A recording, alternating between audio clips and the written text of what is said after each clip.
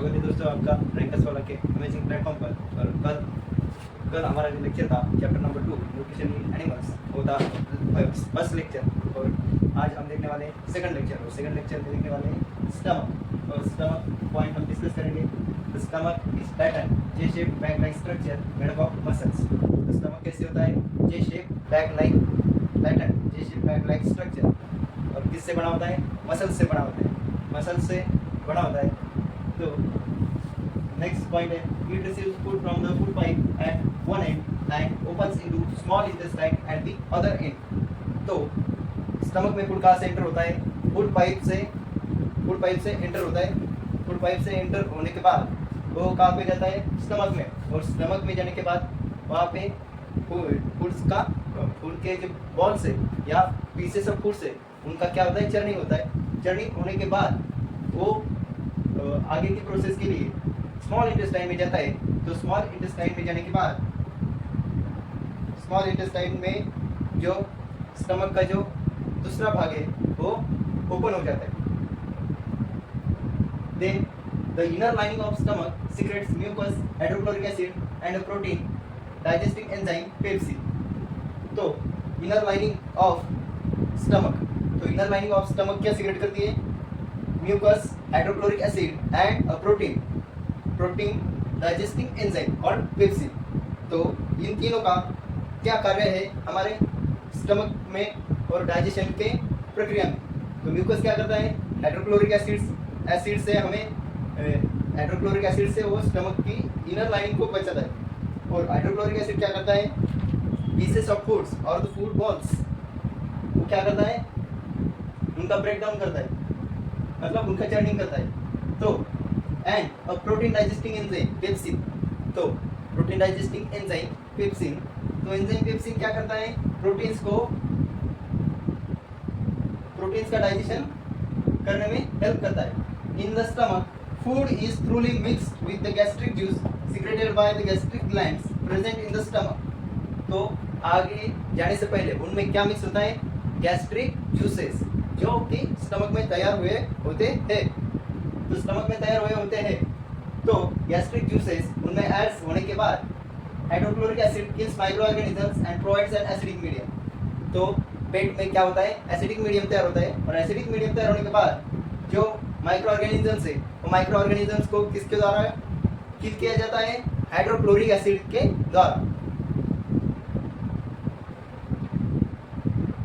For effective digestion, it means effective digestion, the gastric juice contains an enzyme called pepsin which helps to break down proteins into simpler substances. तो gastric juice contains an enzyme called pepsin। तो gastric juice में कौन सा enzyme होता है? Pepsin enzyme. तो pepsin enzyme होने के बाद which helps to break down proteins into simpler substances। तो एंजाइम पेप्सिन क्या करता है? जो प्रोटीन्स है वो प्रोटीन्स को ब्रेक डाउन करता है किसमें? सिंपलर सब्सटेंसेस में। तो अगले पॉइंट में हम देखेंगे इसका स्टमक का डायग्राम।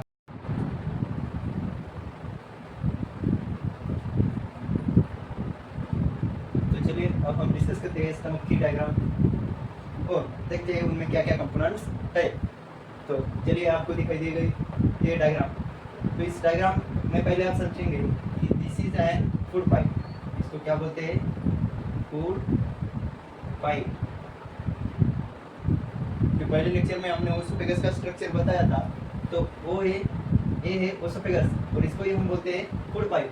तो यहाँ पे होती है opening stomach into and food pipe into and stomach. तो यहाँ से क्या होता है? पीसेस ऑफ फूड नीचे आते हैं और नीचे आने के बाद यहाँ पे होता है हाइड्रोक्लोरिक एसिड।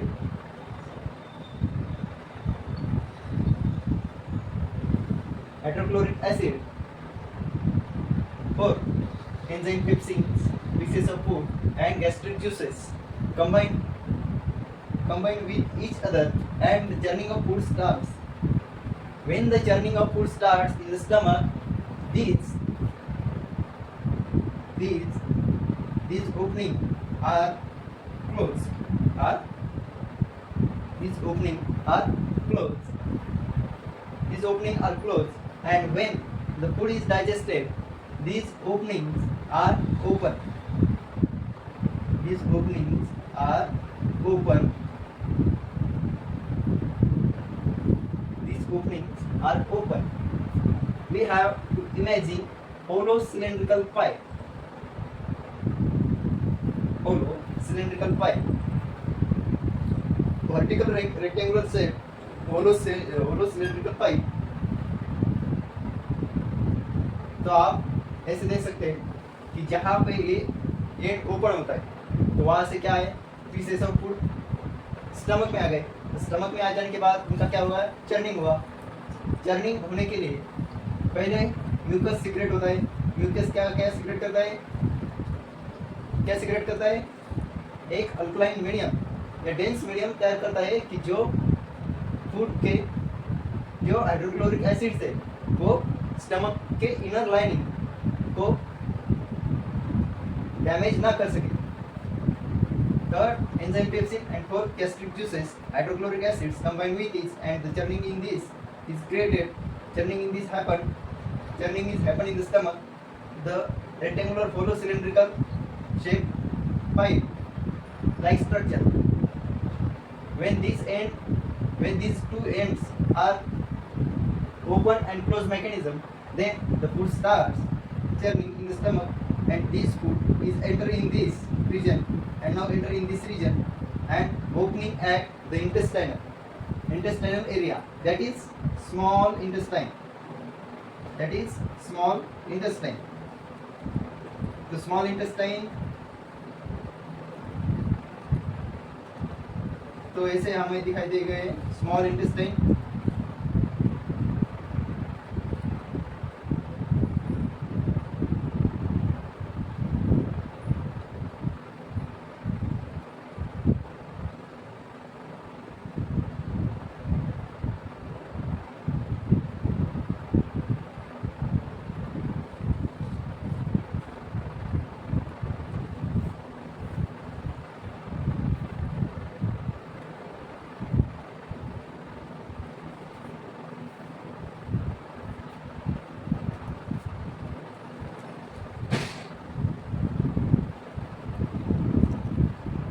लेकर गए एक स्मॉल इंटेस्टाइन में और यहाँ पे ये हमारे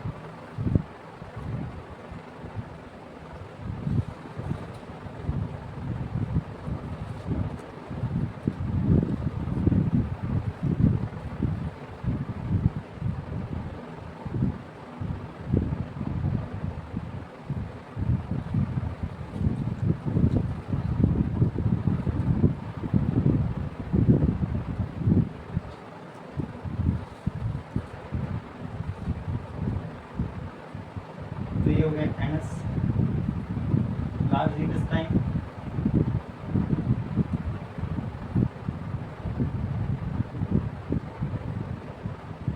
अभी होता है small intestine.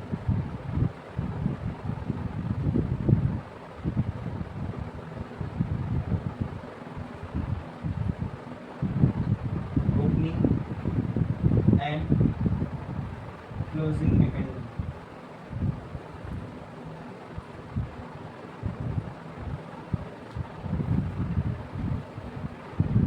These are the opening and closing mechanism. This is an open mechanism and next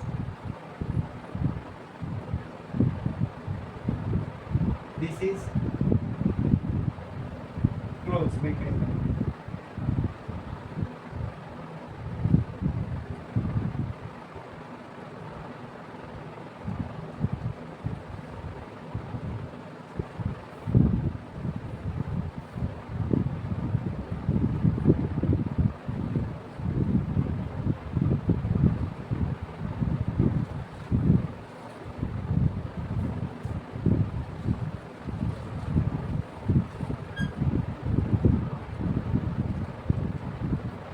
Opening mechanism and close mechanism. From this, you have understand how the digestion process in stomach happens. And this is an anus which they excrete after the digestion, and this is rectum.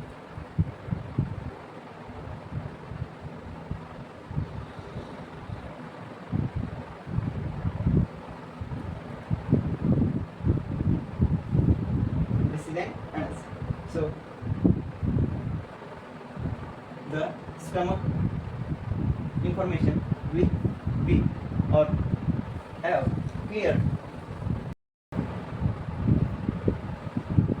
Next point था small intestine. अब हम small intestine के बारे में देखेंगे। तो small intestine के बारे में अब हमें क्या पता होना चाहिए? Small intestine is a long coiled tube. क्या होती है? Long coiled tube. It receives secretions from the liver and pancreas. It receives secretions from the liver and pancreas. Liver और पैनक्रियाज से जो डाइजेस्टिव जूसेस सीक्रेट्स होते हैं उनको small intestine receive करता है। Beside these, its wall also secretes digestive juices. तो small intestines की वॉल भी क्या करती है? डाइजेस्टिव जूसेस सीक्रेट करती है। It is a coiled tube and is about 7 meters in length. ये क्या होती है? एक coiled tube and is about 7 meters in length. तो क्या होती है? जो इसकी लेंथ होती है वो 7 मीटर तक होती है। और ट्यूब मतलब आप पाइप ट्यूब या other metal tube, non metal tube और अदर प्लास्टिक ट्यूब ये मत समझना, क्योंकि जो कॉइल्ड ट्यूब होती है उनमें प्रेजेंट होते हैं सेल्स, और सेल्स के प्रेजेंट होने के बाद उनको कहा जाता है स्मॉल इंटेस्टाइन के cells. It consist of 3 parts, namely duodenum, jejunum and ileum. तो 3 पार्ट्स में डिवाइड होती है, duodenum, jejunum and ileum. In the small intestine the food is mixed with bile juice and pancreatic juice. तो small intestine में कौन कौन से juices mixed होते हैं? Bile juice and pancreatic juice. These are secreted by liver and pancreas. वो किससे secret होते हैं? Liver and pancreas respectively. Bile juice break down fats into fatty acids and glycerol. तो bile juice क्या करता है? Fats को fatty acids and glycerol में convert करता है। And pancreatic juice क्या करता है? Breaks down sugar into simple sugar and proteins into amino acid. Proteins को amino acid में convert करता है। And digestion of all components of the food gets completed here and the end products are ready for absorption. तो यहाँ पे small intestine में जो digestion की प्रक्रिया थी वो अब क्या होती है? पूर्णतः प्रक्रिया हो जाती है। और एंड द एंड प्रोडक्ट्स, तो जो अंत में या प्रोसेस होने के बाद जो प्रोडक्ट सिलक रहता है वो रेडी फॉर एब्सॉर्प्शन। तो उससे क्या करते हैं? जो सेल्स है वो वाटर, मिनरल्स, एलिमेंट्स और सॉल्ट्स आदि को एब्जॉर्ब करते हैं। तो इसका नेक्स्ट डायग्राम के साथ एक्सप्लेनेशन देखेंगे हम नेक्स्ट पैराग्राफ। तो अब हम देखेंगे स्मॉल इंटेस्टाइन का एक्सप्लेनेशन। तो एक्सप्लेनेशन में क्या क्या जरूरी चीज़ें होती है, हमें पहले स्मॉल इंटेस्टाइन का डायग्राम देखना होगा। तो स्मॉल इंटेस्टाइन के क्रॉस सेक्शन यहाँ पे दिखाई दिया गया है, और विलाय जो फिंगर लाइक प्रोजेक्शन प्रेजेंट होता है। और ये नीचे क्या है? फोल्ड है। जो फोल्ड क्या होती है? ये फोल्ड है, ये जो फोल्ड है तो ये फोल्ड यहाँ पर होती है, और यहाँ पर ऐसे finger like projections are present. यहाँ पर क्या होती है? Finger like projections are present. Okay. Absorption of food through millions of small projections in the inner walls of the part of the small intestine called ileum. So absorption of food through small projections. तो small projections किसके होते हैं? Villi के, जो यहाँ पे आपको दिखाई दिया होगा। तो ये यहाँ पे small projections होते हैं, और यहाँ पे क्या होती है? फोल्ड होती है। और इस फोल्ड को जो सेल्स है और विलाई का जो प्रोजेक्शंस है वो दोनों तरफ से होल्ड करके रहता है। और इसे inner walls of the part of the small intestine में रहने के बाद इसे क्या कह सकते हैं? हम इलियम कह सकते हैं। These projections are known as villi. तो इन प्रोजेक्शंस को क्या कहते हैं? विलाई कहते हैं। इन प्रोजेक्शंस को क्या कहते हैं? विलाई कहते हैं। The food that remains undigested and unabsorbed then enters into the large intestine. तो जो फूड अनडाइजेस्टेड मतलब उसका पचन नहीं होता, और अनएब्सॉर्ब्ड मीन्स उसमें से minerals, vitamins, waters, elements, etc. proteins, amino acids are absorbed नहीं होते, तब वो लार्ज इंटेस्टाइन में पास हो जाता है थ्रू द स्मॉल इंटेस्टाइन्स।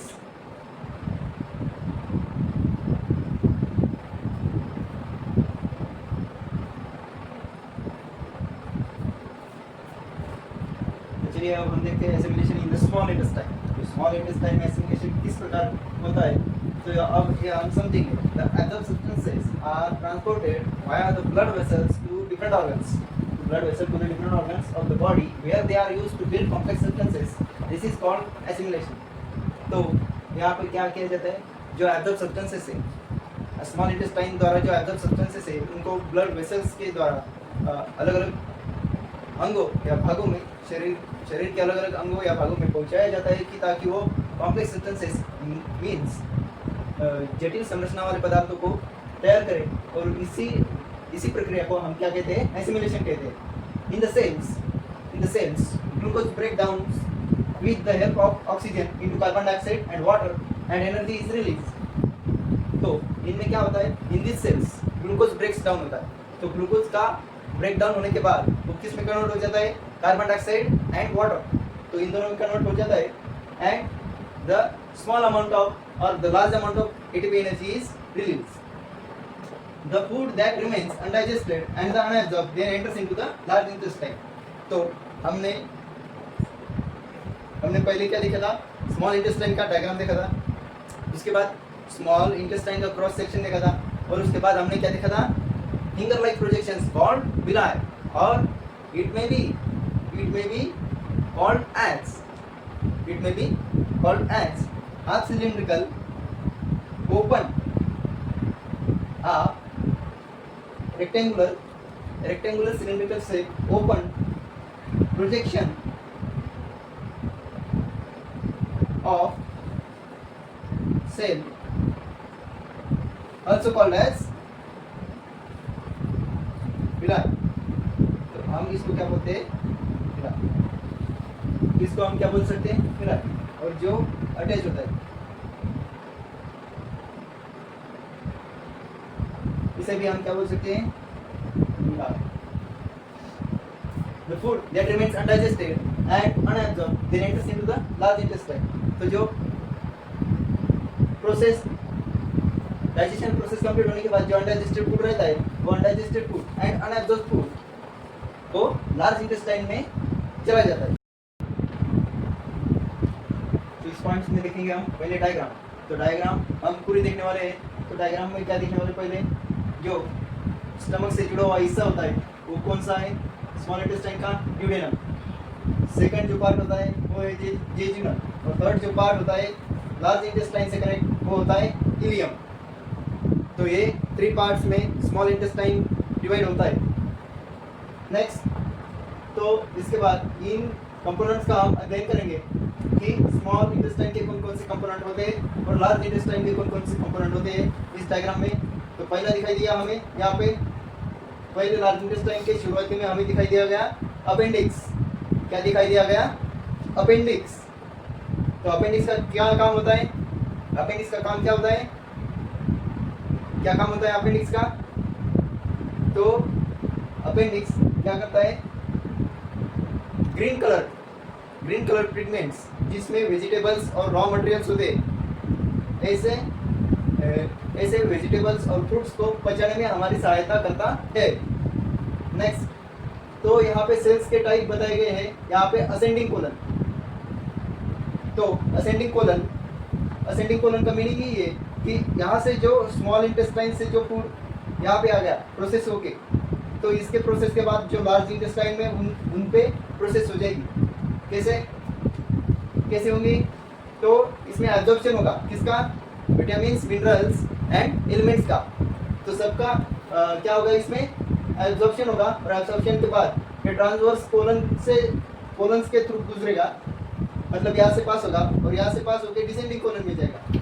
तो ये जो सेल्स है, ये सेल्स पूरा फूड प्रोसेस फूड को एब्जॉर्ब करके जो अनयूज पार्ट है वो आगे पास करते रहते हैं, और आगे पास करते करते यहाँ पे डिसेंडिंग कोलन पे आ जाता है। तो डिसेंडिंग कोलन में भी वही प्रोसेस शुरू होता है, absorption and then here this is a segment colon, इसमें भी एब्जॉर्प्शन होता है और रेक्टम में आके वो स्टोर हो जाता है।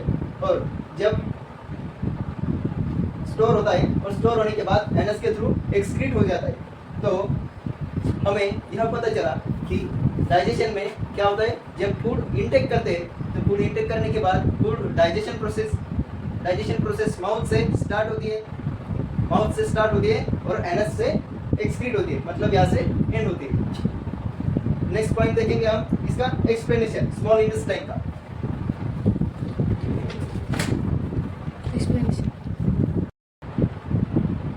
तो चलिए अब हम देखेंगे लार्ज इंटेस्टाइन। तो लार्ज इंटेस्टाइन में क्या क्या कंपोनेंट्स होते हैं इनका हम अध्ययन करेंगे। तो large intestine is wider and shorter than the small intestine. Large intestine क्या होता है, स्मॉल इंटेस्टाइन से शॉर्ट और वाइडर होता है। वाइडर तो इसकी लेंथ मतलब इसकी जो हाइट है और हाइट कम होती है और ब्रेड्थ ज़्यादा होती है। Then the small intestine it is about 1.5 meters in length. तो उसकी जो लेंथ है कितनी होती है, 1.5 मीटर्स। कितनी होती है, 1.5 metres. Okay, it consist of 3 parts namely caecum, colon and rectum.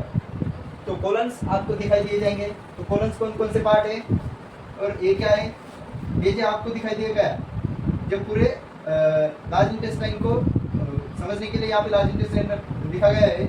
लेकिन अब हम ये जो सेल्स है इसको क्या बोलते हैं, कैसियम। क्या बोलते हैं उसको, कैसियम। और जो कोलन्स होते हैं ये क्या होता है, असेंडिंग कोलन, और ये होते हैं डिसेंडिंग कोलन।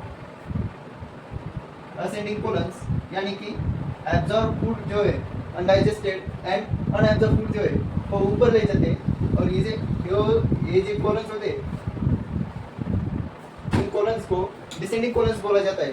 तो डिसेंडिंग कोलन्स में जो अनएब्जॉर्ब या अनडाइजेस्टेड फूड जो आता है तो वो कैसे आता है, ट्रांसवर्स कोलन के थ्रू। कैसे आता है, ट्रांसवर्स कोलन। कैसे आता है, ट्रांसवर्स कोलन्स के थ्रू पास होके उनमें जो ग्लूकोज, मिनरल्स, विटामिन्स और अदर जैसे कि carbohydrates, proteins, amino acids, fatty acids, इनको एब्जॉर्ब करके जो अनडाइजेस्टेड और अनएब्जॉर्ब पार्ट पास होता है तो डिसेंडिंग कोलन की तरफ से यहाँ पे रेक्टम में जमा हो जाता है। और रेक्टम से जैसे जमा होता है तो जब रेक्टम भर जाता है तो एनस पे जो प्रेशर एग्जर्ट होता है, जो सेंसेशन एग्जर्ट होती है कैसे, इलेक्ट्रोकेमिकल सिग्नल्स के थ्रू। तो जब इलेक्ट्रोकेमिकल सिग्नल्स आपके ब्रेन या बॉडी के हर पार्ट तक जा चुके होते हैं तब आपको क्या, उस अनडाइजेस्टेड फूड को एक्सक्रीट करना पड़ता है। क्या करना पड़ता है, एक्सक्रीट करना पड़ता है। तो यहाँ पे क्या दिए गए हैं, इनको समझने के लिए हम यहाँ पे असेंडिंग और यहाँ पे डिसेंडिंग लिखते हैं। तो डिसेंडिंग तो ये हो गए आपके 3 parts, namely calcium, colon and rectum. It helps in absorbing water, minerals and certain drugs and in removing undigested solid waste from the body in the form of feces through an opening called anus. So it helps in absorption of water, minerals. The large intestine में water, minerals and certain drugs. Drugs यानी कि मतलब medicines या other. And in removing undigested solid waste from the body. तो undigested solid waste को body से remove करने के लिए वो किस फॉर्म में रिमूव करता है, एक तो सॉलिड पीसेस की फॉर्म में या faces through an opening called anus. Anus की जो ओपनिंग होती है वो एनस के ओपनिंग से वो एक्सक्रीट किया जाता है। The remaining waste passes into the rectum and remains there as semi-solid feces। तो रिमेनिंग वेस्ट क्या होता है, पास होता है रेक्टम में और and remains there as semi solid feces. तो वो कैसे होता है, सेमी सॉलिड्स होता है, मतलब वो पूरी तरह सॉलिड नहीं होता है। The faecal matter is removed through the anus from time to time, this is called an egestion. तो इस प्रोसेस को क्या कहते हैं हम, इजेशन। तो इस प्रोसेस में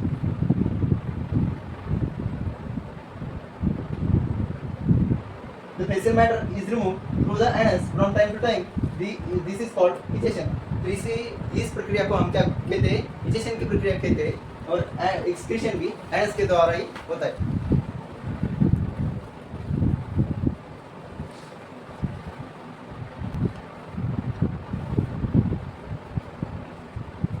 तो लास्ट पॉइंट डिस्कस करेंगे हम एनस, जो कि डाइजेशन प्रोसेस का। It is the posterior opening of an alimentary canal. तो इसको posterior opening of an alimentary canal बोला जाता है। Its main function is to expel solid pieces out of the body. तो सॉलिड पीसेस को body के बाहर एक्सक्रीट करता है। Also the pieces of undigested and unabsorbed food कौन कौन से एक्सक्रीट करता है? Solid pieces of undigested and unabsorbed food NS के थ्रू एक्सक्रीट होते हैं। और रेक्टम में जो हम रेक्टम में क्या होता है? रेक्टम में होता है aqueous stage, semi solid pieces, aqueous stage semi solid pieces of food of unabsorbed and undigested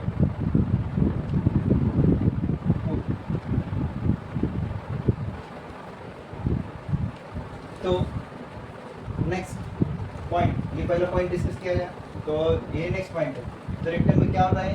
aqueous stage, मतलब यानी कि जो सॉलिड पीसेस होते हैं फूड के, वो क्या होते हैं? एक्वस स्टेज में होते हैं, या हम उनको लिक्विड स्टेज भी बोल सकते हैं, लिक्विड और मिक्स्ड स्टेज। इन दोनों को कंबाइन करके क्या बोला जा सकता है? Mix stage. तो ये दोनों मिक्स स्टेज में होते हैं, दोनों मिक्स स्टेज में होते हैं। दोनों मिक्स स्टेज में semi solid pieces unabsorbed and undigested food होता है। तो रेक्टम में जो वाटर है वो एब्जॉर्ब किया जाता है, वाटर और मिनरल्स एब्जॉर्ब किए जाते हैं, और उसके बाद वो एनस के थ्रू सॉलिड पीसेस में एक्सक्रीट हो जाते हैं। तो इसको बोलते हैं हम anus. And here is the completion of digestion system. तो इसके बाद का लेक्चर हम कल एक्सप्लेन करेंगे, और ये इसके लिए आपके लिए थैंक यू।